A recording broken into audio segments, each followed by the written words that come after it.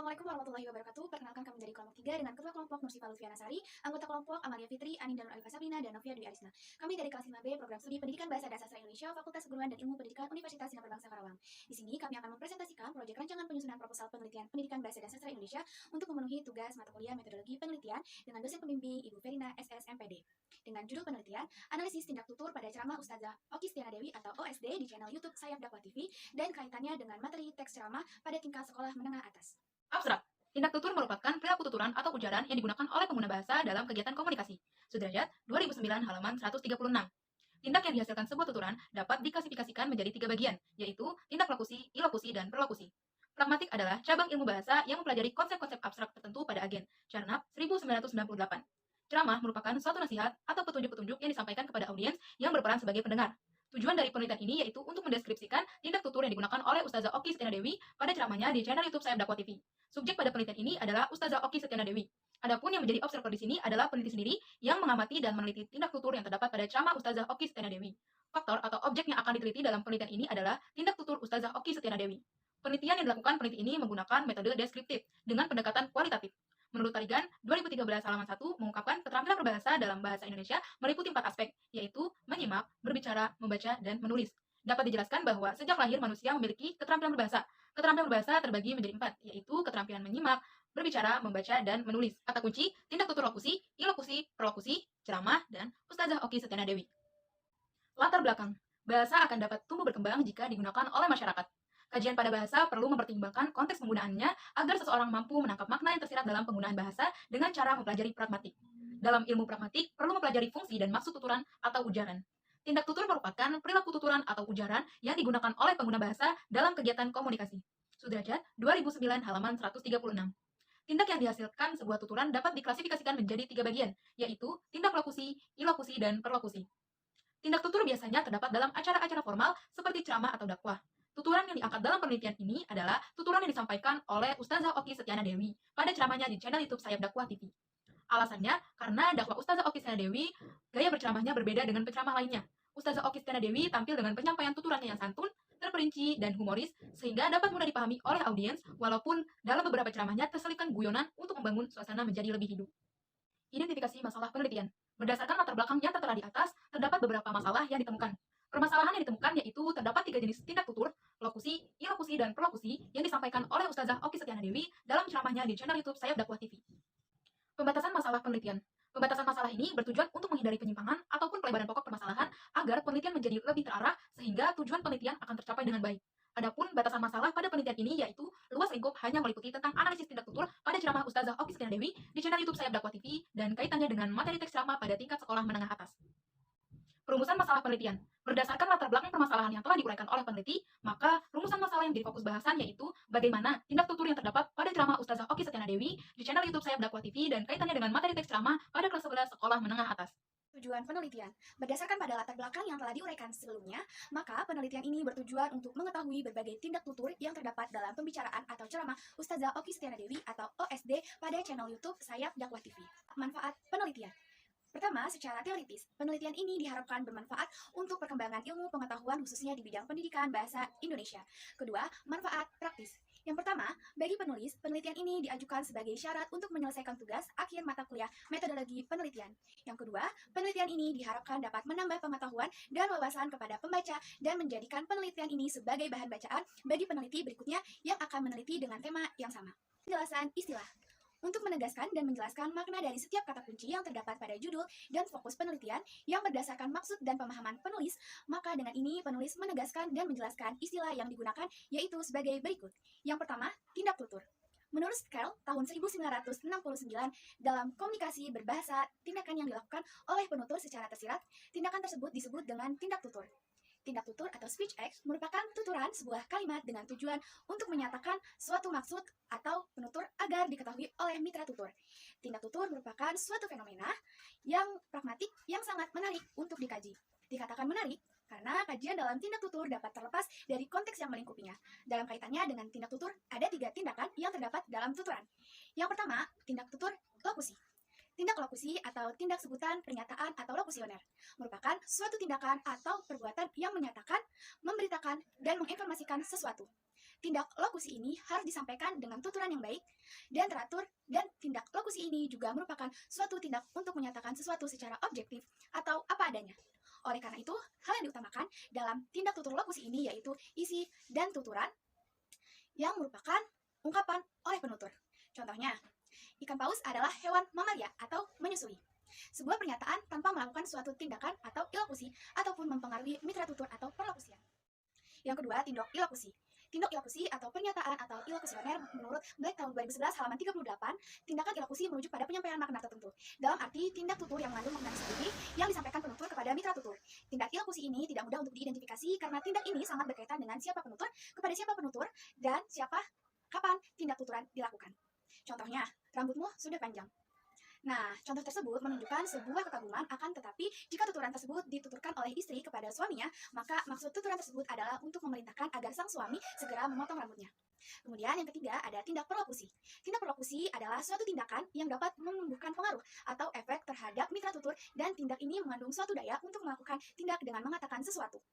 Tindak perlokusi sangat mementingkan hasil, karena tindak perlokusi akan dikatakan berhasil jika mitra tutur melaksanakan sesuatu yang berkaitan dengan tuturan yang disampaikan penutur.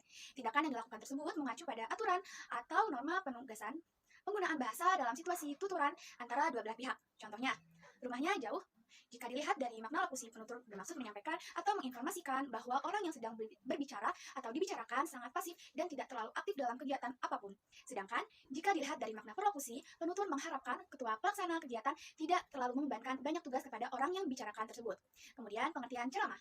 Ceramah atau dakwah adalah bentuk kegiatan penyampaian ajaran Islam kepada orang lain dengan cara yang bijaksana dan jelas agar semua orang dapat memahami dan mengamalkan ajaran Islam dalam kehidupan sehari-hari.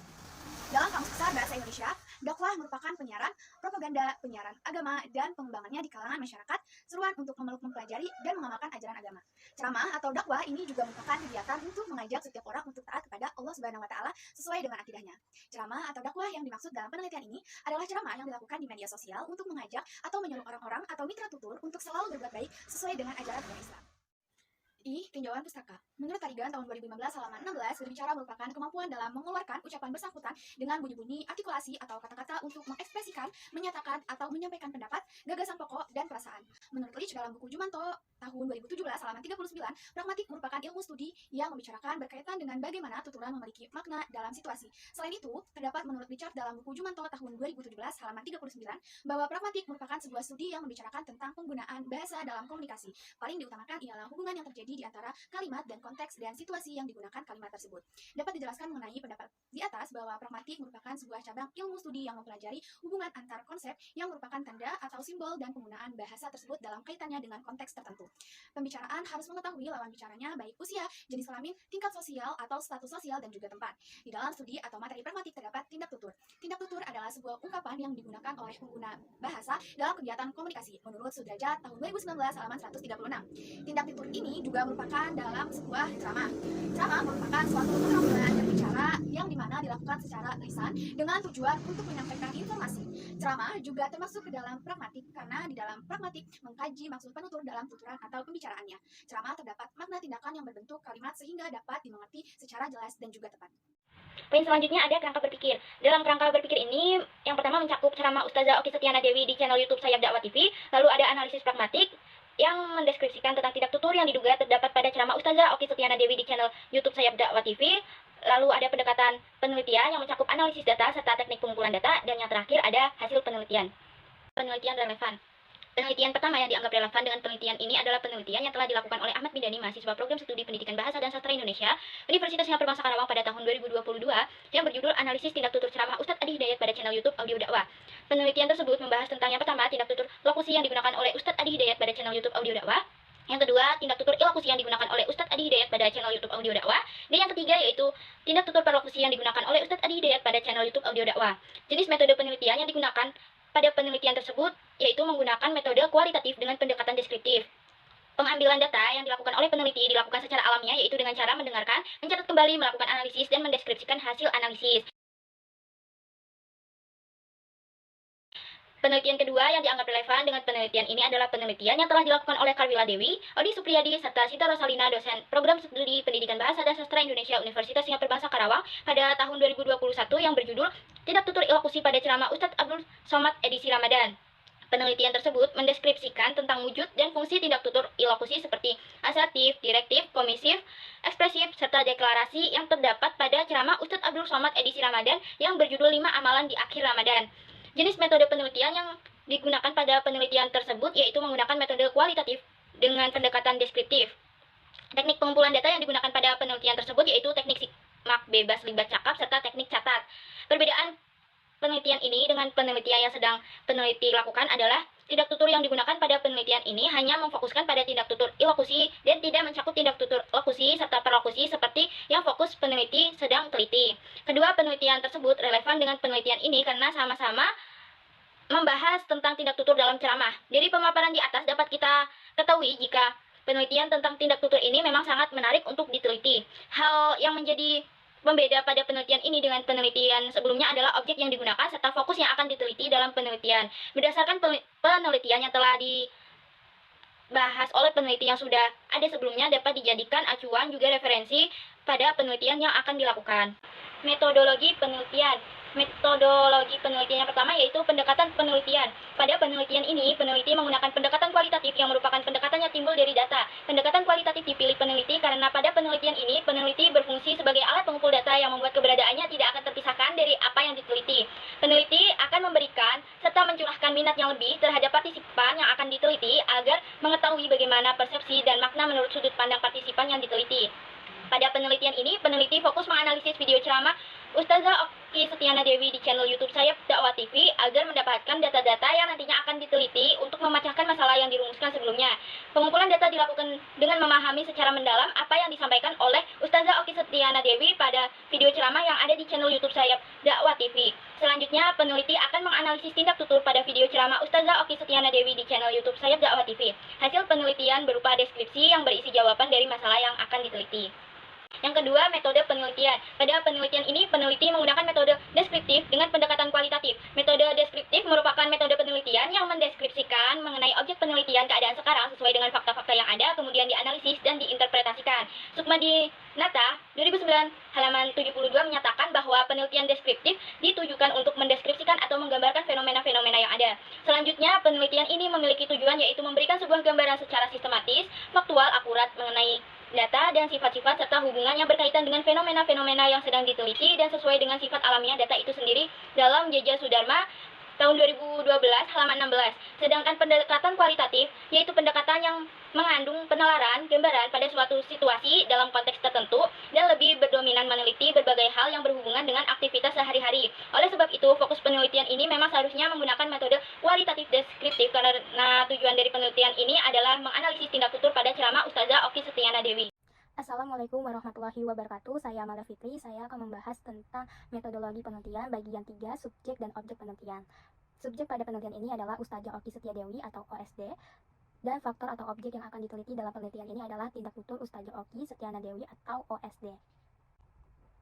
Selanjutnya bagian 4 yaitu teknik pengumpulan data. Pengumpulan data dilakukan untuk mencari data-data yang dibutuhkan dan relevan untuk proses penelitian. Peneliti menggunakan teknik simak dan catat sebagai teknik pengumpulan datanya. Teknik simak dilakukan peneliti ketika melihat video ceramah Ustazah Oki Setiana Dewi atau OSD pada channel YouTube Sayap Dakwah TV. Nah, peneliti itu harus melihat, memperhatikan, dan menyimak apa yang ada dalam video tersebut, berguna untuk memperoleh data yang akan ditelitinya. Nah, kemudian peneliti itu juga mencatat suatu hal-hal yang penting yang berkaitan dengan masalah penelitiannya, lalu menyeleksi, mengatur, dan mengklasifikasi data tersebut.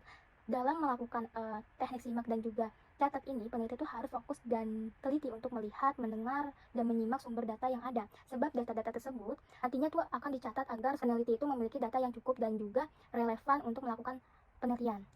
Hal penting dalam menyatat yaitu menulis secara jelas dan tidak ambigu untuk memudahkan menganalisis data dari kegiatan menyimak video ceramah Ustazah Oki Setiana Dewi atau OSD pada channel YouTube Sayap Dakwah TV.